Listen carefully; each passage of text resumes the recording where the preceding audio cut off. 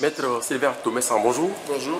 Voilà, aujourd'hui, dans le cadre de la Journée internationale des droits de l'homme, vous avez organisé par votre structure, SICA, un colloque sur les droits de l'homme et l'engagement. Qu'est-ce qu'on peut retenir? On a retenu que le thème, c'est liberté de conscience, droits de l'homme et développement social en Afrique. On a retenu, comme je l'ai dit dans la synthèse, qu'aujourd'hui, nous ne pouvons pas nous développer sans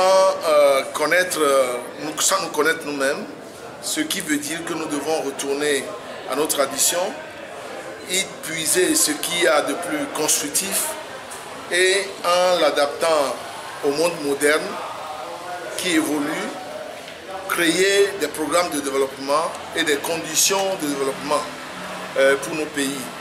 Nous ne pouvons pas nous développer de façon efficiente si nous ne créons pas les conditions d'une cohésion sociale, qui sont la lutte contre les inégalités et les injustices sociales, qui sont l'équité, qui sont l'homogénéité, qui sont la confiance que les citoyens ont entre eux et que les citoyens ont envers leurs institutions, envers leurs gouvernants.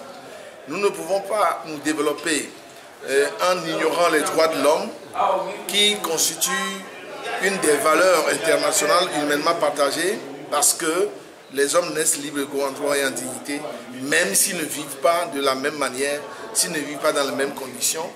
Mais il faut chercher dans le rapport que nous avons avec Dieu, dans la jouissance de notre liberté de conscience et de religion, chercher des points de rencontre pour instaurer un dialogue des religions, un dialogue de culture et également un cheminement commun parce que l'humanité est commune à nous tous et que désormais nous avons également appris que le monde ne peut plus évoluer en ignorant l'Afrique et que l'Afrique ne peut pas évoluer en s'ignorant elle-même.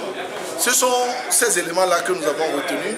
Nous avons également découvert qu'il est nécessaire que nous revoyions les programmes d'enseignement dans nos écoles pour que nous puissions comprendre notre histoire intrinsèque, que nous sachions ce que l'Égypte antique a apporté à la civilisation, que nous comprenions dans les pratiques du phare ce que nous pouvons tirer de concret pour concevoir notre personne, notre personnalité, mais également concevoir nos sociétés. Nous avons beaucoup appris au cours de ce colloque qui nous a permis d'assister à un véritable dialogue de culture, de mettre l'accent également sur les dérives sectaires, de mettre l'accent sur l'intolérance, de mettre l'accent sur les discriminations et de mettre également l'accent sur le rôle que la femme doit jouer dans la cohésion sociale et dans le tissu familial afin de rejouer les gens. Voilà, parlez de votre structure SICA, c'est quoi? Le Cercle d'initiative citoyenne pour le challenge du changement en Afrique est une association loi 1901 qui a été créée en 2015 et qui regroupe des citoyens de toutes confessions religieuses, de toute appartenance politique et de toutes catégories sociales. Nous y avons des philosophes, des avocats, des journalistes et autres. Donc nous travaillons sur trois axes essentiels.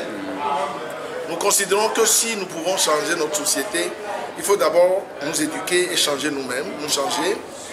Et en nous changeant, créer les conditions d'une fraternité universelle qui nous permettent de nous entendre, de nous comprendre et de transcender nos divergences politiques, nos divergences ethniques, nos divergences religieuses pour pouvoir cheminer ensemble. La deuxième chose, lorsque nous nous serons connus et que nous avons appris à agir sur la société, que nous puissions prendre des initiatives sur tous les sujets, réfléchir et donner des matières aux gouvernants afin qu'ils puissent utiliser ces éléments-là pour pouvoir intégrer ça dans leur programme de développement. Et dans ce programme, nous avons considéré que la femme et la jeune fille sont très importantes parce que la vie vient de la femme et c'est la femme qui constitue le premier maillon de l'éducation de l'enfant. Donc ainsi considéré, lorsque nous donnons assez de considération de pouvoir aux femmes, nous leur permettrons de trouver leur place dans la société.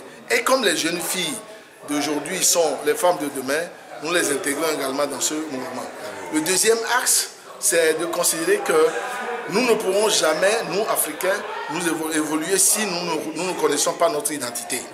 Ce qui fait que nous devons retrouver notre identité et travailler à ce que certains appellent la renaissance africaine, qui n'est pas en soi une révolution, mais une connaissance de nous-mêmes et une remise en cause de tous les paradigmes que nous avons acquis à travers un certain nombre de considérations.